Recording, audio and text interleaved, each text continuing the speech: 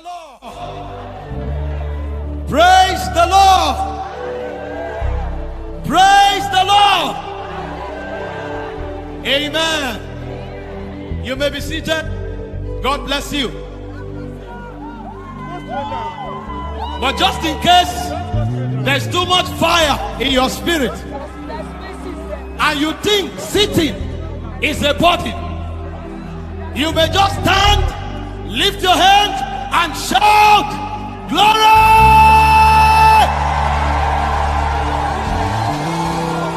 Hallelujah. Amen.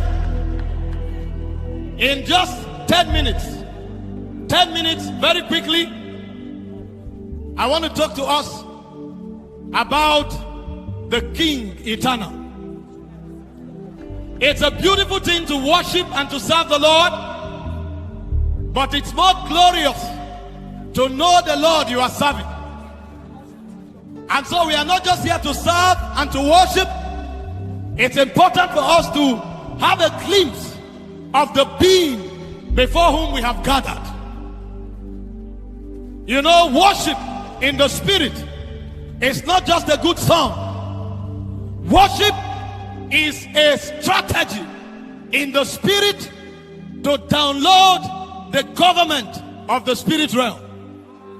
Every time a spirit wants to express his government, what it demands is for worship to ascend. And so when worship begins to ascend, the dynasty of the immortals begin to come to the realm from where worship is rising. And so tonight we know that we will not just be excited, but an eternal dominion will rest upon us. It will become our expression and our habitation. And you see, when the government of God descends, anything that is not consistent with that government will give way. Anything that is not from that realm will give way. So when we begin to worship, we are hitting on the master key, that which will always make the difference. In the scripture, the Bible reveals to us in Acts of the Apostles, chapter 2, from verse 1, the Lord had an initiative to bring a change to the earth realm. There was a dimension of his government that he wanted to bring to the earth. Prophecies had gone ahead. Men had prophesied for many years that there was an outpouring and a son will be given. Prayers were made, but it was impossible for that prophecy to be consummated until we heard that there was a sound like as of a rushing mighty wind. Every time sound is activated, a government is coming to the earth realm. In 1 Thessalonians chapter 4 verse 16, the Bible said that the Son of Man will descend with a shout.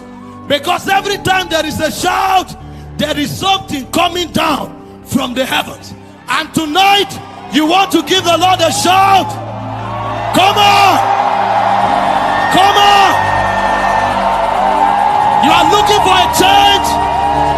You want the government of God to descend? Give him a shout! Hallelujah!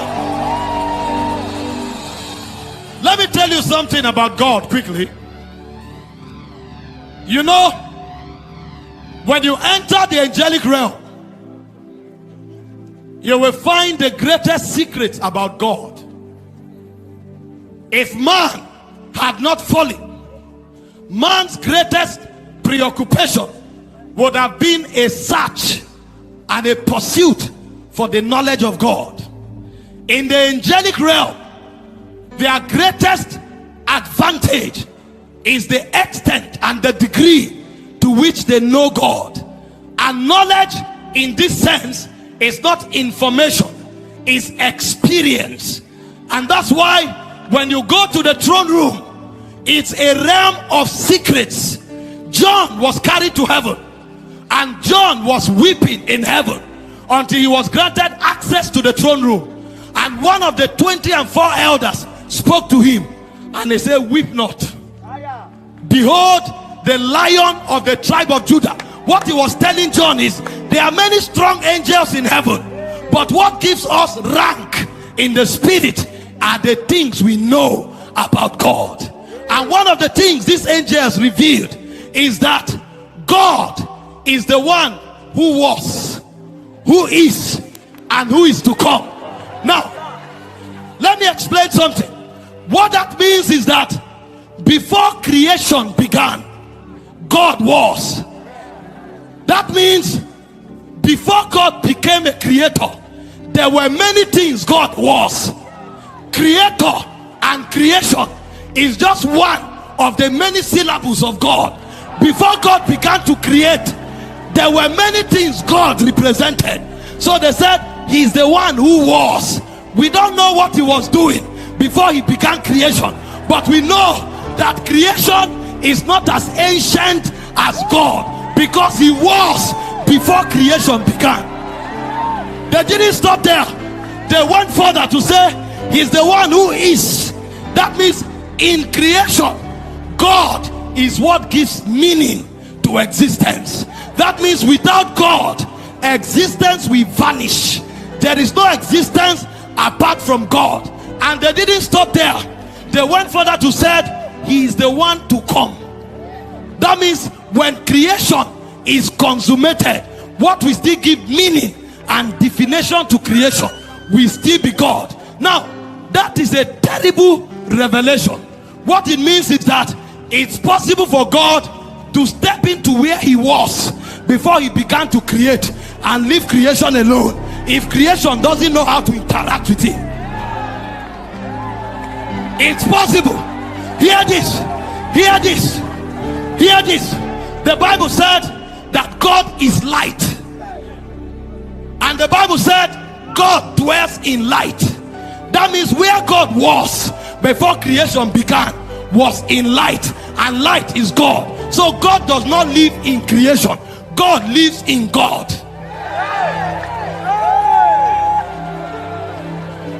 Follow me. I have just 10 minutes. God lives in God, but the only way to make God participate in creation is to know how to woo him. Because if you don't woo him, it's possible for him to leave creation and come back to where he was before he began creation. And if he enters there, creation is doomed. So the Bible said something. It said the four beasts, day and night, without ceasing, forever and ever, they worship God, saying, holy, holy, holy. What they are doing is that they are comparing divinity to participate in creation. If we want God to participate in our own creation, what are we going to do?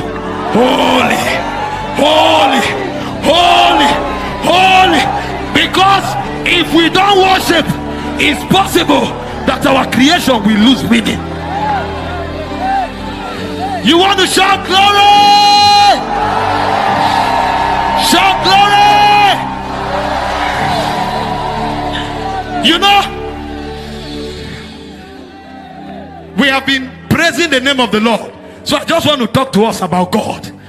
You know, when the angels tried to understand God, they labored for aeons, they couldn't. So they came to a conclusion. They said, you are holy. What holy means is that you are in your own class, separated unto your name. Because listen, the only thing the angels can attract is the government of God.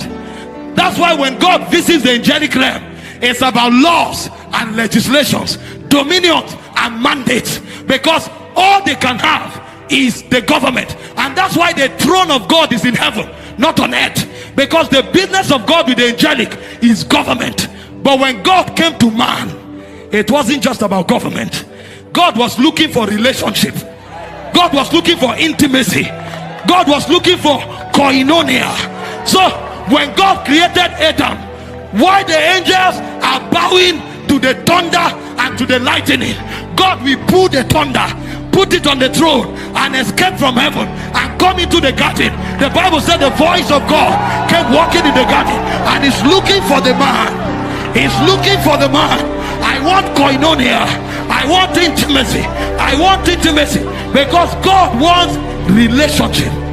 That's why we don't only call God holy. As holy, he's immortal. He's eternal. Without beginning, without end. But there are many other things he revealed to man. One of the things he revealed to man was love. The angels don't know love. The angels only relate with God based on laws. But God wanted to have something deeper with man than just authority, than just laws. He wanted relationship. And the goal of that relationship is so that as man beholds him, man will be changed into that likeness. When you enter the angelic realm, you are going to see angels of fire. You are going to see angels of light. But when you come to the realm of men, you will not see men of fire. You will not see men of light. You will see God in men. They will see God in men. So every one of us becomes a reflection of God. When we cry for the outpouring, there is a dimension we are looking for. It's beyond what Michael has. It's beyond what Gabriel has.